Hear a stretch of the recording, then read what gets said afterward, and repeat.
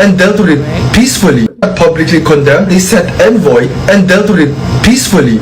These are countries that genuinely want the dispute to be settled. Boss, when you say these countries that generally want the dispute to be settled, what is the terms of settlement? Kasi ganun yun eh. Hindi kasi black and white yung settlement. Pwede kung black and white, ibig sabihin one side is winning. The second one is not, di ba? Kumbaga, may i-give up yung isa, may i-give up din yung kabila. Tama, kasi yun yung idea of settlement eh. There is an exchange. There is a middle ground na tinatawag. So ano ang ibig sabihin ng settlement na to? Kasi meron talagang mga maaanghang na salita ang pangulo natin sa China, which is I'm very proud of, di ba? Kasi last term, yung presidente last term, halos ihalik tayo sa puwet ni Jinping eh. Anong sabi niya? Ba't di nyo na lang kami gawing province of China? Recorded yon. Oh. After sabihin niya na i-jetski niya at itatayo niya yung bandila sa China, ano sinabi niya? Ba't di na lang tayo maging province of China? Oh, this was said last term. And hindi natin alam na binubuli na pala yung mga mangingisda natin even though the media was trying really hard na pakita to. 'Di ba? Ito yung yung nakakalungkot na realidad na there are some people like Banat Bay and this person sa Gedli na to who's making this a black and white thing. It's not. It's a very colorful hindi ito black and white na okay, settlement tayo. What is settlement really? Ano yung isi-settle natin? Kasi if our terms is sundin, mananaig yung Hague arbitration. Lumayas kayo dyan. Yun yung settlement na gusto natin. Sa side natin. Pero ano yung gusto ng China? Sa kanila yon. That's the settlement na gusto nila. So saan yung middle ground doon? It's almost non-existent if you ask me. Are they willing to share with us? Are we willing to share with them? The answer is no. Kasi totoo lang, maraming claimant din nung mga na yon, nung ibang islands doon. But tayo, nasa papel kasi. Nasa documented talaga. Nung umakyat tayo sa The Hague, we won. O, 'di ba? Yung nakakulong sa The Hague noon, it's so ironic. Ngayon, siya na yung nakakulong sa The Hague, 'di ba? So, I'm just saying sa inyo, yung position natin and what really settlement means pagdating dito sa gulo ng China versus Philippines sa West Philippine Sea or sa South China Sea or sa islands na malapit sa atin, sa assets, sa resources na malapit sa atin. I think that's a much better idea sa inyo. Kasi we're not asking for the whole lot. We're just asking for a little bit of land na ilang nautical miles away from Palawan. That's all. Wala na. After nun, bahala na sila sa buhay nila. But is China giving in? The answer is no. Tuloy. Marcos is doing the opposite. The Philippines is doing the opposite. So ano dapat gawin natin? Are we supposed to kiss China's ass? Is that what you're implying? Yun dapat yun?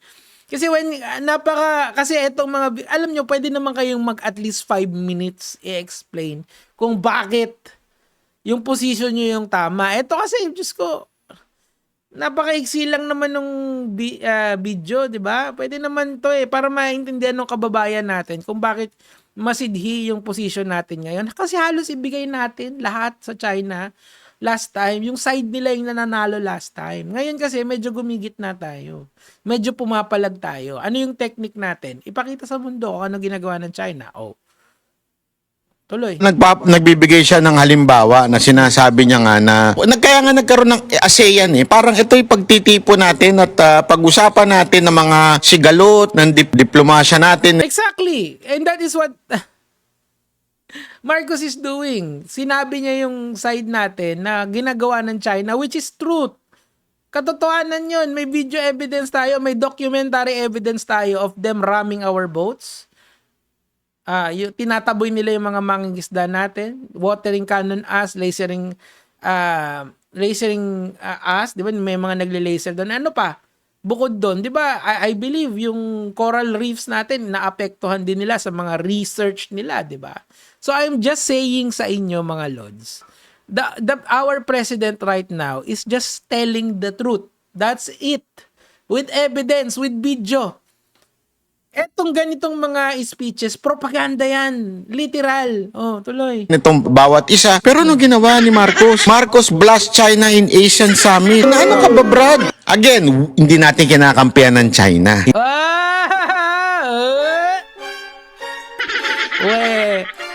Hindi natin kinakampihan yung China.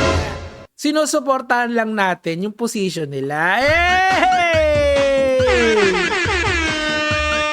Ito yung tinatawag na sympathizer Itong si Banat ba. Hindi natin kinakampihan. Sinusuportahan lang natin yung position nila. Binablast lang natin si Ferdinand Marcos Jr. for blasting China.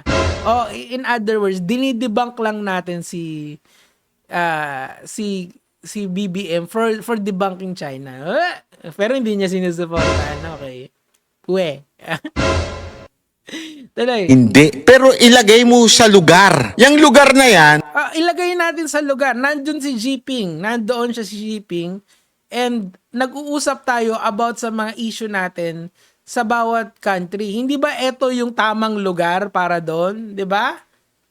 Hindi ba yan yung tamang lugar para marinig ng lahat ng tao na ito yung ginagawa sa amin ng China? What are you going to do about it? At hindi lang naman Pilipinas ang nakaka-experience ng harassment ng China.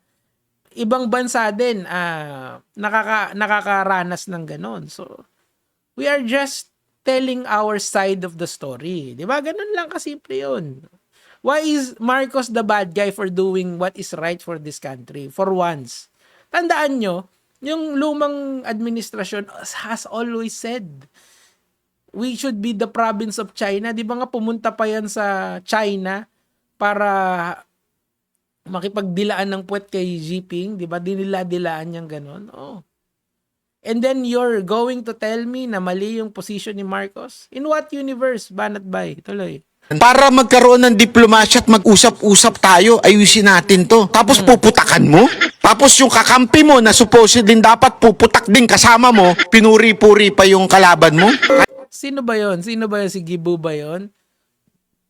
Pinuri-puri pa yung kalaban. Hindi ko alam yung context nun eh. Pero I'm just saying sa inyo, the problem with China is not black and white. Kasi when you say settle, what do you mean by settle? Are we settling for China? Or are we settling for our country? Dalawa kasi yung ibig sabihin ng settlement. What is the middle ground dito? Is the middle ground magkakaroon tayo, mag-share nila yung resources sa atin? Why are we going to share resources na sa atin naman talaga? Kasi nanalo tayo sa Hague Arbitration eh. Ganito nyo isipin. Yung bakuran nasa bakuran lang natin yung inaangkin natin. Kumbaga, dalawang hakbang lang nando na tayo or nasa labas lang ng bahay natin, literally. So, by proximity sa atin 'yon, 'di ba? And meron tayong documentary proof na sa atin talaga 'yon. We've won sa arbitration. Now, ang China nasa kabilang kanto sila. Ganon sila kalayo relative dun sa islands na 'yon. Pero what they're doing is they are patrolling our bakuran and saying that sa amin 'yan. Ayun yung 9 dash line, no? Oh, kita nyo, edi sa amin, yun yung idea ng China ngayon, 'di ba? Yun yung ginagawa nila to isolate us from what is ours. Ngayon, kung mali pala na i-defend natin yung bakuran natin, ano yung tama? 'Di ba? Ano yung itsura ng settlement na gusto nyo? Parang yung settlement kasi na yon, pabor dun sa kabila. Now, you're telling me now, Banat Bay, na hindi mo sa kinakampihan yung China. Parang kinampihan mo na rin yun. Hindi mo lang ginamitan ng salitang, ay, ako, pro-China ako, ha. Huwag nyo masyadong awayin. Come on, man. Ano yun? Kung hindi, sino pa magde-defend ng country natin, di ba? Dito. Summit. Ano ka ba, bro? Diplomasya natin, itong pag-usapan natin ng mga sigalot. Parang ito'y pagtitipo natin at pag-usapan natin ng mga sigalot, ng diplomasya natin, itong bawat isa. Pero ayun, yung mga words na ganyan, diplomasya, ganito, mga ano yan motherhood statement yan without consulting the facts. Kasi dapat talaga, ikukonsulta mo muna yung facts kung ano ba yung nangyayari. Yeah, maganda tayong mag-usap ng diplomasya, pero is the other side being diplomatic with us? Kasi if the answer is no, then why would we talk about diplomacy in the first place. Kung ayaw nila na makipag-usap sa atin, di ba? Ganun yun eh. May hint ba na gusto nila makipag-usap? Wala. So, anong ginawa ni Marcos? He took it upon himself na sabihin sa mundo kung ano yung ginagawa ng China sa atin, which is matagal na.